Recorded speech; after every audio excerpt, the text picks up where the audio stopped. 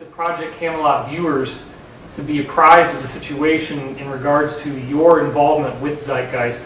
Because it seems like management, as I call them, put you in a position in which the whole conspiracy theory movement wouldn't be anywhere near what it is now if it wasn't for your influence. That, yes.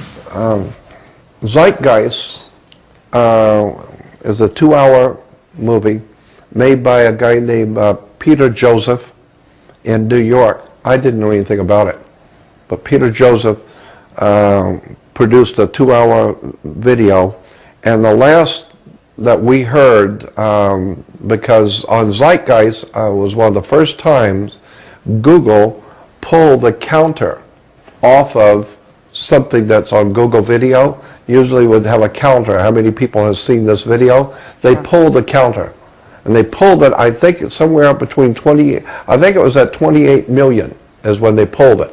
And that was like a year and a half ago. And that's based all on your work, isn't Oh, it's all right? of it. It was based on my work. Yeah. And Jeff Rentz had Peter Joseph, which you can go to my website, jordanmaxwell.com, and go to audio video page, audio video, and one of the first entries is a big banner saying Zeitgeist interview, and it's only about 5 minutes long.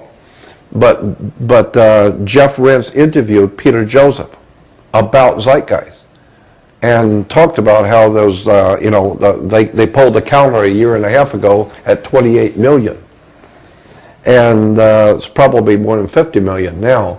But he said, why did you make this video? And he said, because the whole thing was Jordan Maxwell's work. I've been listening to him, I've been following his work, and I just decided since he hasn't done anything, I will.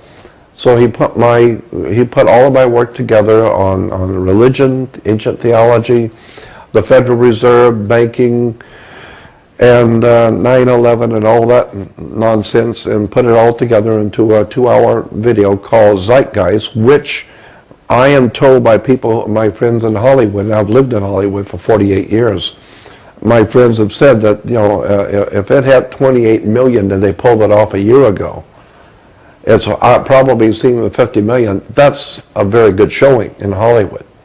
You can get 50 million people watching something that represents you. That's pretty heady stuff in Hollywood. Absolutely. I didn't do it. I didn't even know anything about it. Yeah. But since then, there have been about 6 other professionally presented videos done on me that I had no idea. People will call and tell me, there's an hour show on you in England, there's an hour show on you in France.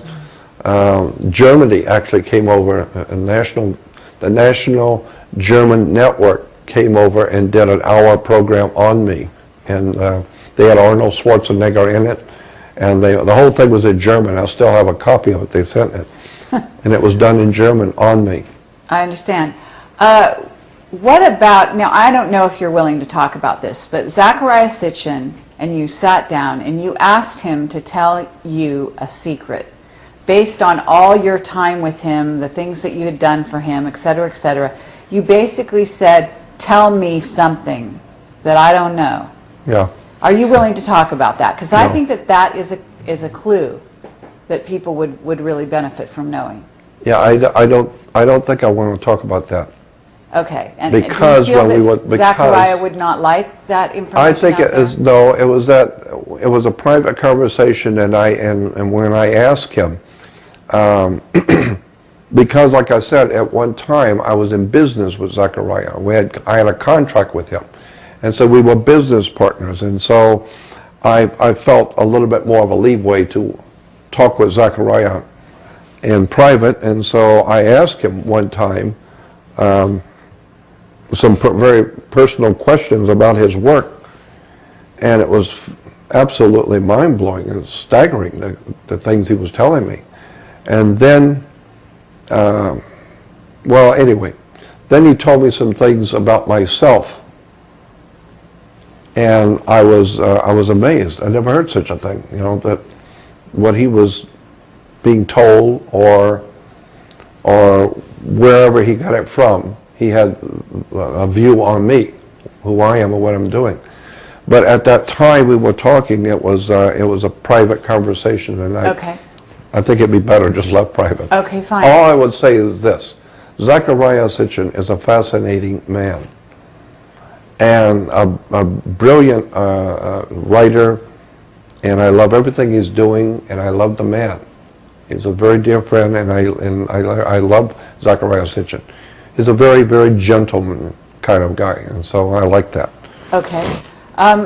Would you classify what you've been talking about, in a sense, as a war that is going on a spiritual Yes, level no doubt for the about it. hearts and minds of humanity? Yes, absolutely. There is a spiritual war going on right now, and Hollywood's making movies about it.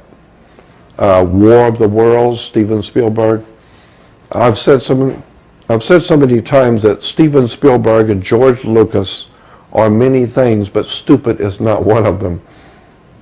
Steven Spielberg is trying to tell you something.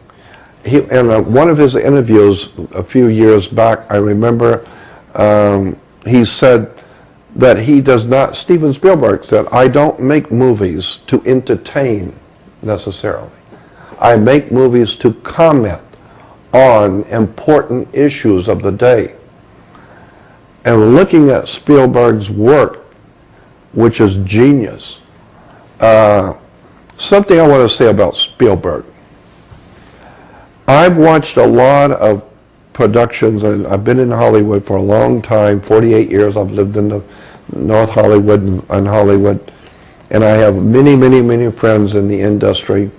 And I already know, because I've been told, that virtually all the major names in Hollywood know who I am and they should. I've been talking for 48 years, and they're using all my stuff now, so they should know me. But Steven Spielberg is one of the most clever people I have ever watched a person's work, because he puts a couple of things. One is he's a stickler for accuracy on costumes and the terms that are used.